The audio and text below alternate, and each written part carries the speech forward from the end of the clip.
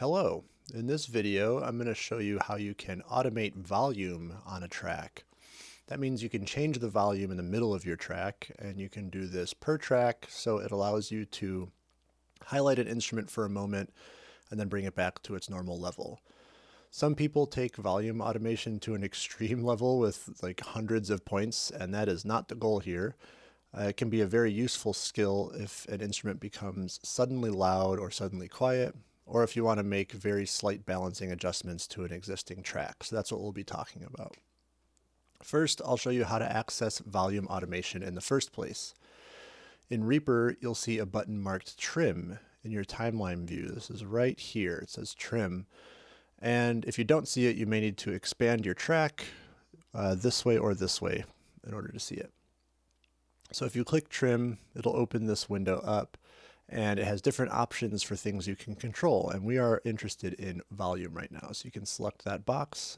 Now another lane pops up, and this is your automation envelope. And it's essentially a graph of volume over time.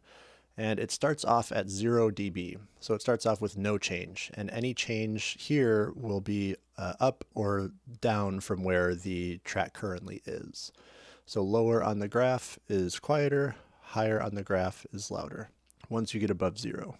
Let's add 1 point by holding down Shift and clicking on the line of the envelope. And if your grid lines are enabled, it'll snap to the nearest grid point. So you may want to turn those off for this part. Now let's drag this point up and down and see what happens. So if you drag it down, it looks like everything before this is coming down from the first point, which is automatically there, and then everything after it stays wherever our point is. So that's interesting. Let's hit undo to undo the things that we have done. Now let's address some ways that we might use this volume automation. So let's say that a track is suddenly louder or softer. I have encountered this a lot more than I would like to admit with some of the tracks that I am receiving through various projects, but it sounds like this.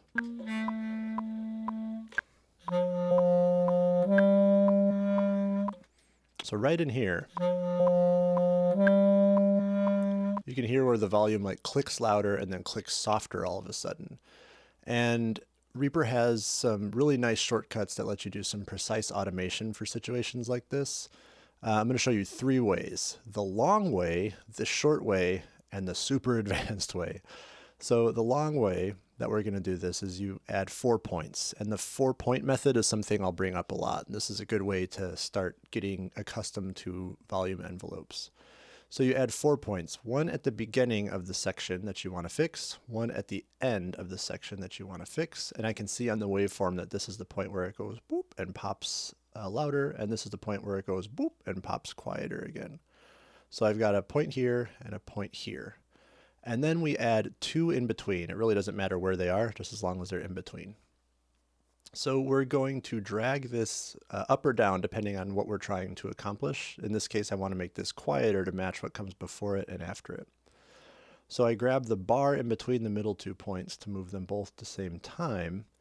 And then we want to move the points as close to the other points as possible without going over, because if we go over, watch what happens. It switches. So we want to get as close as possible. It's really hard to get right up next to that in this method, and I'll show you another way that's a little bit easier, but that's pretty much the way.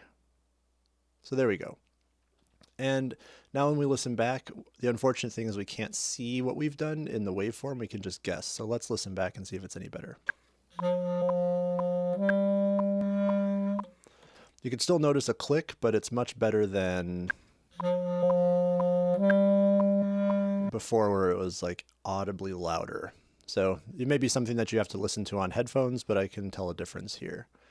So that is the long way. Now I want to give you the short way. I'm going to undo all of these points because I don't need them anymore. Reaper lets us do something really cool, and we're going to need to turn our grid off for this so it doesn't snap to anything. You can highlight the area that you want to adjust by left-clicking and dragging in the timeline up at the top or any empty space. So highlight that area, and then in the envelope, you can hit Control and Shift, or Command and Shift on Mac, and it will move this whole segment. It'll make those dots for you, and it will just move things automatically, and it'll be as precise as it can be, which is very nice. And you don't have to pull these points, you don't have to make any other edits, you are done. Unfortunately, the same issue comes up where you can't see on the waveform what effects you're having, so you have to go by ear. So it's sounding pretty good, pretty close. It's about 2 dB. It's much closer than it was. Now, I mentioned a super advanced way, and Reaper not only lets you do envelopes per track, but it also lets you do them per take. They work in the same way, but they're just in a different menu. So if we click on this item up here, go to Take, and Take Volume Envelope. It's a different line. It appears up on the item and not below it. And I like to use the same method that I use down here for this, where you select the area that you want to change, hit Control and Shift, or Command Shift on Mac, and move the segment. And now you see, oh boy, you can see the changes that are happening live. And that is a game changer for stuff like this, because it's hard to trust your ear.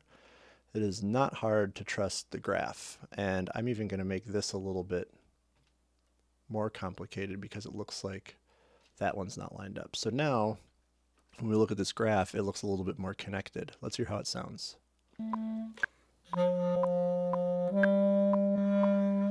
So the volume is certainly there. There's always going to be that little click. I don't know what that's from, but it's very unfortunate. So this method of using the take envelopes has saved my butt a lot of times for reasons like this. Now let's say we want to make a subtle balance adjustment at a specific moment in a track. And these are going to be almost imperceptible. We don't want them to be something that slaps you in the face, unless that's what you really want, but I'll show you the way to make them a little more rounded. So we mentioned the 4-point method. That's what we're going to do again. Let's say that we want a little crescendo to happen across these 4 bars or so. We are going to add 1 point at the beginning of the section that you want to be the peak of the crescendo. So let's say I want my peak to be here. And then 1 point at the end of the section that you want to be highlighted, essentially. Let's say that that's over here. I'm using Shift and clicking to add those dots. Now, contrary to the other method, you're going to add 2 more points outside of these points. And the reason why is once you drag this middle bar up, you're going to get a smooth crescendo or decrescendo from the outsides into the highlighted areas. So now you have a smooth transition to your new volume. And if you want it to be even smoother, you can move these points further away from the highlighted area. So let's hear what that sounds like. I'm going to make this very drastic so you can hear a difference.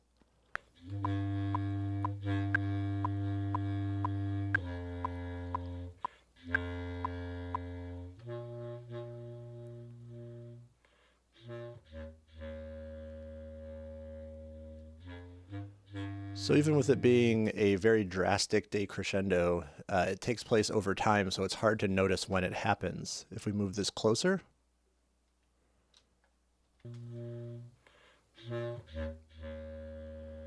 it's pretty noticeable when that crescendo comes in. So you can mess with that to make them smoother. Further away will be smoother. Closer to the highlighted area will be more drastic. And that's the basic rundown on volume automation. With volume automation, a little goes a long way. So even a seemingly small increase of like 1.5, 2 dB is quite a bit from the listener's perspective. And this is something that you can get easily carried away with if you like tweaking things. So I'd use this method sparingly in smaller projects of like 10 tracks or below. And I'd only use this after you've normalized your tracks and done everything else so that they feel pretty well balanced on their own. This is just to highlight specific regions and should be used as a special seasoning, and with anything you don't want to over season it or it also ruins the final dish.